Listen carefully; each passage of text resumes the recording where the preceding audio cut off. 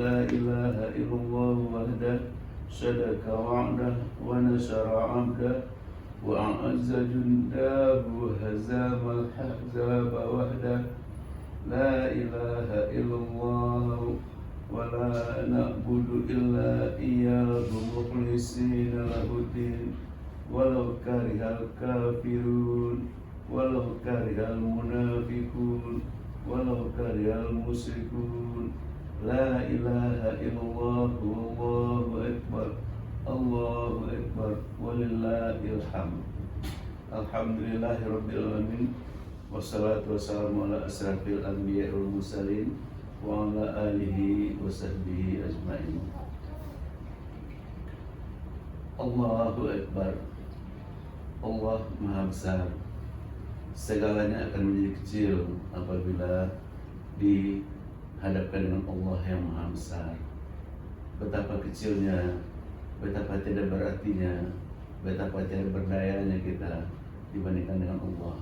Maka apapun yang kita kerjakan, selalu kita sebut namanya, selalu kita minta bimbingannya, selalu kita berharap hanya dengan tenaganya, hanya dengan kuasanya, hanya dengan kekuatannya kita bisa bergerak, bisa semuanya.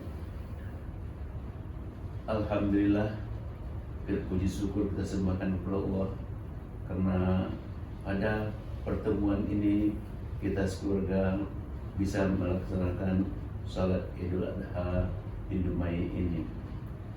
Selawat dan salam pada junjungan kita Nabi besar Muhammad SAW. Allahumma shalli ala Muhammad wa ala alihi wa sahbihi ajma'in. Hari ini kita merayakan Hari Raya Kurban, Hari Raya Idul Adha. Adha itu adalah waktu antara duha dengan lohor. Jadi antara waktu duha dan waktu lohor itu disebut dengan waktu adha. Makanya adha itu karena orang berkorban di waktu adha itu. Nabi Ibrahim berkorban menyembelih anaknya di waktu adha itu.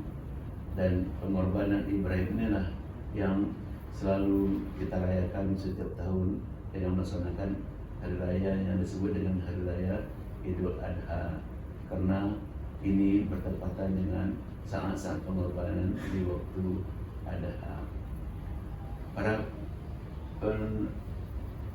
jemaah yang berbahagia, berawal disebut juga hari raya ini dengan Hari Raya Haji. Haji itu diawali oleh suatu wukuf di Arafah. Wukuf artinya pengenalan diri. Di Arafah itulah orang mengenal kembali dirinya. Di Arafah itulah semua orang sama rata, baik yang budak, baik yang miskin, baik yatim, baik orang yang ternak, sampai dengan raja-raja, semuanya di padang Arafah itu sama-sama berbaju putih, sama-sama berpakaian ihram. Pakaian ihram itu adalah 2 lembar kain yang tidak dijahit, yang ditempelkan pada wajah. Kalau misalnya pakaian itu dijahit, maka saat itu juga ihramnya batal dan hajinya ditolak. Kalau ada orang yang berpangkat, kemudian pangkatnya itu diletakkan di bahunya, disematkan di dadanya, pada saat itu juga ihramnya dikatakan batal. Ihram dikatakan batal, juga hajinya tidak diterima. Kalau pada saat itu ada orang yang kena bermahkota, dipakainya singgasan, dipakainya mahkotanya, dipakainya topinya, dipakainya kopiahnya, dipakaikan tanda-tanda kebesarannya, maka saat itu juga dikatakan ihramnya batal dan hajinya tidak diterima. Makanya di saat itulah kita lihat bagaimana samanya antara raja dengan karyawan, raja dengan orang-orang miskin dan orang-orang gelandangan sama di sisi Allah. Yang meninggikan dia di sisi Allah adalah takwanya. Seakan-akan di padang Arafah itu kita teringat akan padang mahsyar, karena di padang mahsyar seperti itulah manusia dikumpulkan semuanya, laki-laki, perempuan, terhimpun semuanya di padang mahsyar yang akan dilakukan perhitungan dari amal yang dikerjakan, dari dosa yang diperbuatnya. Allahu Akbar, Allahu Akbar, Allahu Akbar. Di padang Arafah itulah yang kita kenal juga adanya bukit Jabal Rahmah. Jabal Rahmah itu adalah suatu bukit tempat bertemunya Adam dan Hawa setelah mereka berpisah 100 tahun. Dan di padang Arafah itulah timbul pengakuan-pengakuan dosa, pengakuan-pengakuan ingin beriman, ingin kembali kepada Allah, pengakuan-pengakuan taubatan nasuha. Di sana Siti Hawa lah yang mulai pembicaraan lebih dahulu.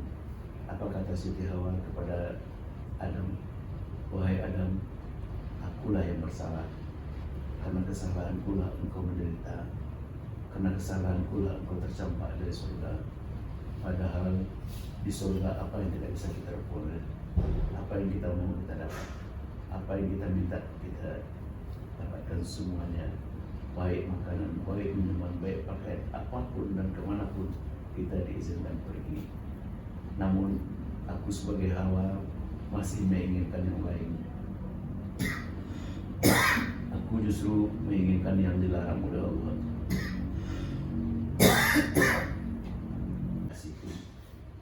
Salahmu adalah salahku juga. Sebagai suami dia bertanggung jawab bahwa semua kesalahan istrinya itu dipikulnya. Salahmu adalah salahku juga.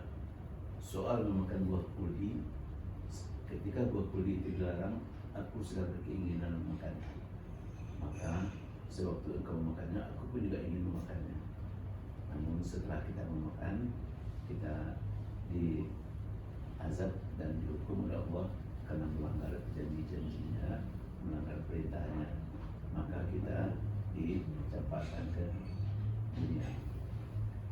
Para pendengar yang berbahagia dan para jemaah yang berbahagia, setelah kita di padang Arafah, setelah kita merenung, memikir, dan semua orang pada hari itu apakah sakit, apakah haid, apakah sadar ataupun tidak sadar, digotong, tidak digotong, semuanya berpakaian ihram, semuanya pergi ke padang Arafah. Dan setelah di padang Arafah, malam-malamnya orang pergi ke Musdalifah. Di Musdalifah orang mengambil untai atau 7 lempar batu kecil-kecil yang digunakan sebagai senjata. Seakan-akan malam itu kita mempersiapkan senjata untuk menampar setan yang menggoda. Dan sesampai kita di Mina, maka kita disuruh untuk melakukan pelemparan iblis. Karena inilah sejarah yang dilakukan oleh Ibrahim. Ketika Nabi Ibrahim itu bermimpi pada suatu malam, dan mimpi itu berturut-turut sebagai wahyu dari yang datang dari Allah. Dalam mimpi itu dia disuruh menyembelih ayahnya, anaknya. Maka kata Ibrahim setelah mimpi itu, panggilnya anaknya, ya bunaya, wahai anakku, semalam ayah bermimpi, nak, serasa aku menyembelihmu. Pikirkanlah baik-baik, pikirkanlah bagaimana pendapatmu dalam hal ini. Setelah Ismail beberapa hari memikirkannya, lantas ditemuinya ayahnya. Dia berkata, ya abadi, wahai ayahku, laksanakanlah perintah Allah itu. Insya Allah ya akan kau lihat aku sebagai orang yang sabar. Dan peristiwa itu terjadi, peristiwa penyembelihan itu, peristiwa pengorbanan itu terjadi di samping Ibrahim yang kuat hatinya, di samping itu adalah dorongan yang kuat daripada anaknya yang bersedia untuk dikorbankan. Makanya dalam istilah manajemen ini dikenal sebagai istilah manajemen managerial participation, yaitu mengikut sertakan yang akan dikorbankan itu mengikut sertakan yang di bawah itu diajak berunding, dan hasil perundingan itulah yang sama-sama diputuskan. Jamaah yang berbahagia, sebetulnya sebagai ayah dan sebagai pendapat perintah Allah, apapun yang diperintahkan Allah dilaksanakannya. Ibrahim tidak salah. Dan kalau dia bermimpi, dia dapat wahyu itu mengatakan suruh dia anakmu, maka tanpa tanya-tanya, tanpa apa-apa, sebenarnya anak itu dia nggak salah karena dia menjalankan perintah Allah. Tapi sebagai seorang manajemen, Ibrahim berkata membawa anaknya. Justru dengan adanya anak di bawah itu, justru dengan diceritakan kepada anak itu, maka peristiwa pengorbanan itu berjalan dengan sangat suksesnya. Terbukti inilah yang dikerjakan sewaktu kita di Mina, lemparan di Jumratul Ula, Jumratul Wusta, dan di Jumratul Aqabah. Pada peristiwa pengorbanan itu, sesampai Ibrahim di Jumratul Ula, dia digoda oleh iblis. Hei Ibrahim, engkau salah. Tidak begitu perintah Tuhan. Yakinlah murid-murid. Bukankah engkau telah lama menambahkan anak, dan anak itu sekarang sudah besar, sudah bisa menolongmu? Masakan Allah yang Maha Penyayang, Maha Pengasih? Lantas Ismail mengingatkan ayahnya, ayah, itu adalah iblis. Iblis itu adalah musuh kita yang benar. Tidak ada itu ya. Mari kita lempar. Itulah pelemparan pertama di saat Ibrahim digoda oleh iblis, maka iblis dilempar, yang disebut dengan Jumratul Ula. Kemudian dia berjalan lagi sampai di Jumratul Wusta. Di sana digoda lagi oleh iblis, diyakinkan oleh iblis bahwa Ibrahim, kamu salah, kamu tidak pengasih pada anak. Masakan anakmu satu-satunya itu pula itu? Tidak ada Allah menyuruh itu. Kamu keliru, lihatlah lagi. Itu hanya mimpi Ibrahim. Ternyata, dan itu pun hampir Ibrahim tergoda.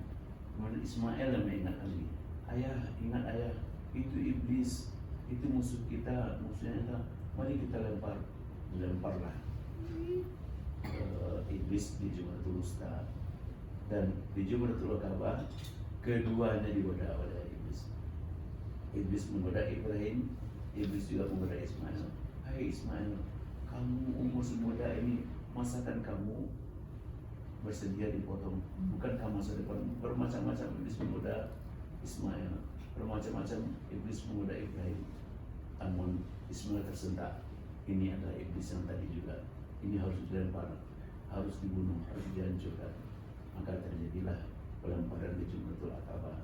Dan sampai sekarang kita lihat pengorbanan tertinggi, korban terbanyak itu, tempat yang tersulit itu adalah di Jumratul Aqabah. Karena di sana kedua-duanya digoda, kedua-duanya lulus dari godaan itu. Dan ketika selesai dari itu, lantas Ismail berkata pada anaknya, wahai ayah, pengorbanan akan dilaksanakan, engkau akan menyembelihku. Sebelum penyembelihan itu ayah, aku minta 3 permohonan padamu. Katakan anakku, kata Ibrahim. Yang pertama ayah, asahlah pisaumu setajam-tajamnya, agar peristiwa pengorbanan itu berlangsung dengan cepat. Baik anakku, kata Ibrahim. Yang kedua ayah, tolong ikat kaki dan tanganku, sehingga sewaktu pengorbanan itu tak kau lihat aku menggelepar, tak kau lihat aku merekik kesakitan, sehingga peristiwa pengorbanan itu berlangsung dengan baik.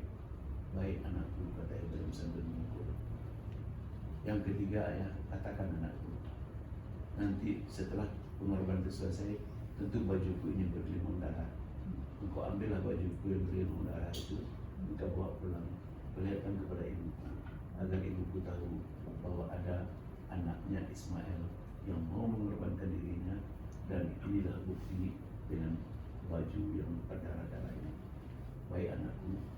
Setelah pisau diasah setajam-tajamnya oleh Ibrahim, dan ketika itu Ibrahim pun mulai menidurkan anaknya, dan leher Ismail pun diataskan kepada sebuah batu. Mary yang terhadap sebuah batu itu, inilah yang akan diborong oleh Ibrahim. Dan ternyata Ibrahim sebagai seorang ayah ternyata juga gak tega. Dia tak sanggup melihat. Sewaktu pisau akan diborongkan kepada leher si Ismail, Ibrahim melengok. Dalam keadaan melengok itulah dia memborong Mary anaknya. Dan pada waktu itu pula lah Tuhan mengatakan, cukup Ibrahim, pengorbananmu diterima. Karena bukan darahnya, bukan dagingnya, bukan bulunya yang sampai kepada Allah, tapi lebih kepada takwamu sudah diterima. Maka saat itu juga Ismail diganti dengan seekor kibas. Dan inilah pengorbanan seorang anak dan pengorbanan Ibrahim mau mengorbankan anaknya, dan ini diterima dengan ikhlas oleh Allah. Ini menjadi kisah dan selalu ini diperingati setiap tahun, dan inilah yang kita sebut dengan hari raya pengorbanan yang terjadinya di waktu Adha, yaitu sebelum menjelang Lohor. Terus berjalan, orang kemudian pergi ke merayakan Idul Adha. Orang pergi ke Mekah. Di Mekah orang melakukan sa'i. Sa'i ialah berjalan-jalan, berlari-lari antara Safa dan Marwah. Safa itu artinya kesucian, Marwah itu artinya kepuasan. Jadi sa'i itu artinya usaha. Seakan-akan Allah mengatakan, berusahalah. Usaha yang diraih itu adalah usaha yang diawali oleh kesucian dan nanti akan memperoleh keredaan dan kepuasan. Makanya inilah yang dikerjakan oleh Siti Hajar ketika dia kehausan, anaknya menangis-nangis. Ismail meminta supaya dia disusukan, meminta air. Ismail, Siti Hajar melihat dari jauh seakan-akan ada air di situ. Rupanya kena panas, itu dapat bulan. Dikasih ke situ, ternyata yang dia tidak apa. Dikejarnya ke Marwah, nampak air di situ, dan sudah sampai di sana. Itu adalah kota Merdana, dan dia kecewa, berbalik sampai 7 kali, dan sampai 7 kali akhirnya dia pergi kepada anaknya Ismail. Ismail pun menghentakkan kakinya, meronta. Pada hentakan kaki Ismail, di sanalah terbit mata air.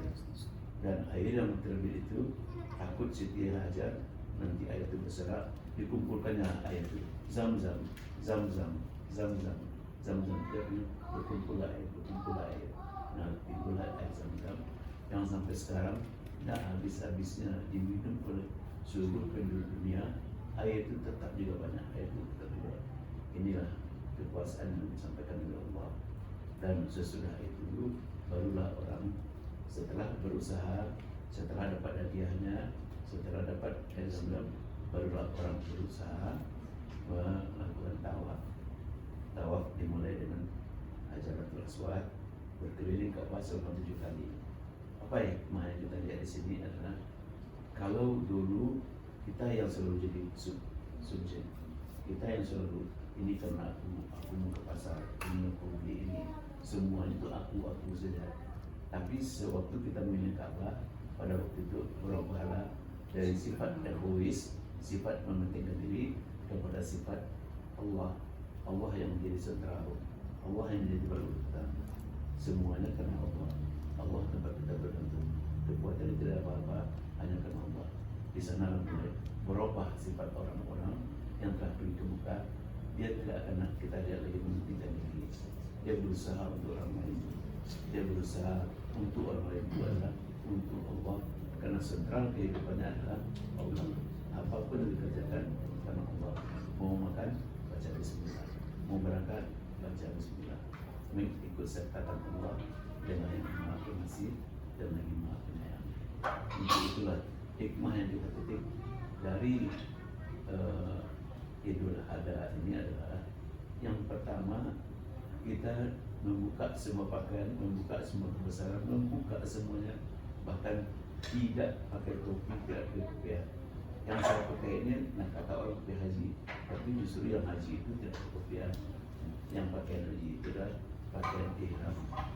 Dalam keadaan demikian kita menjadi lebih tinggi di sisi Allah, itu yang lebih tinggi nilainya, dan di padang mahsyar nanti kita sebagai ihram lagi yang pertama sama rata sama rata. Kemudian di wukuf di Arafah itu kita mengenang dosa-dosa yang kita kerjakan. Dosa-dosa itu kita bertaubat, minta ampun, minta maaf, karena maaf itu dikaitkan dengan keampunan. Ya, Allah sulit mengampuni seorang kalau dia sesamanya belum saling bermaafan.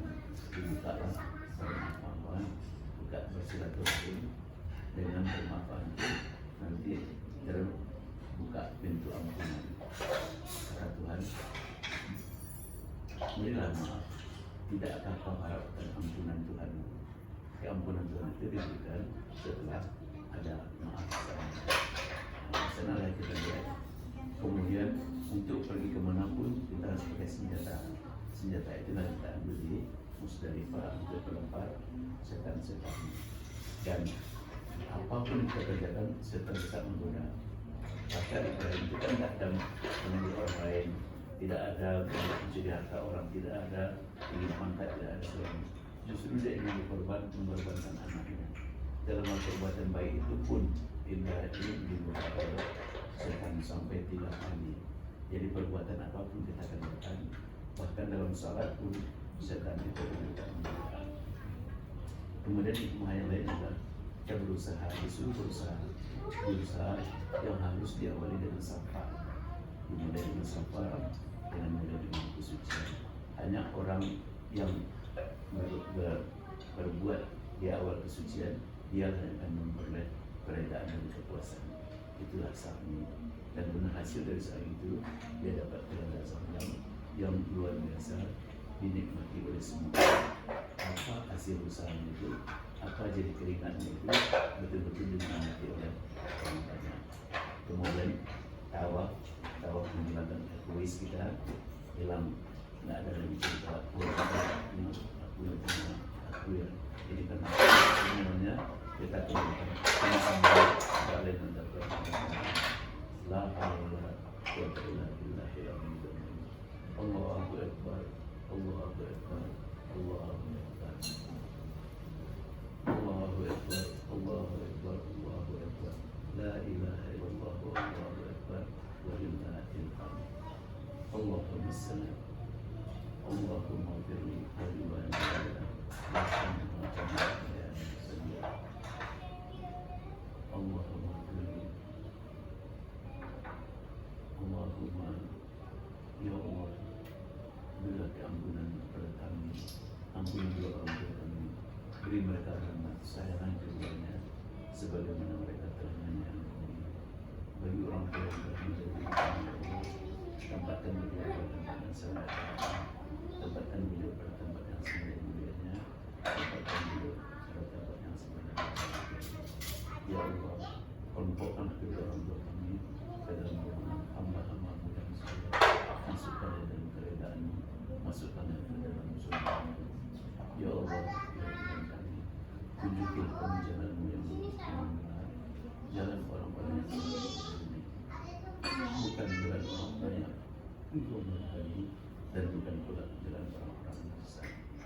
Ya Allah, hanya padamu kami mengabdi, hanya padamu kami meminta, dan hanya padamu kami menyembah.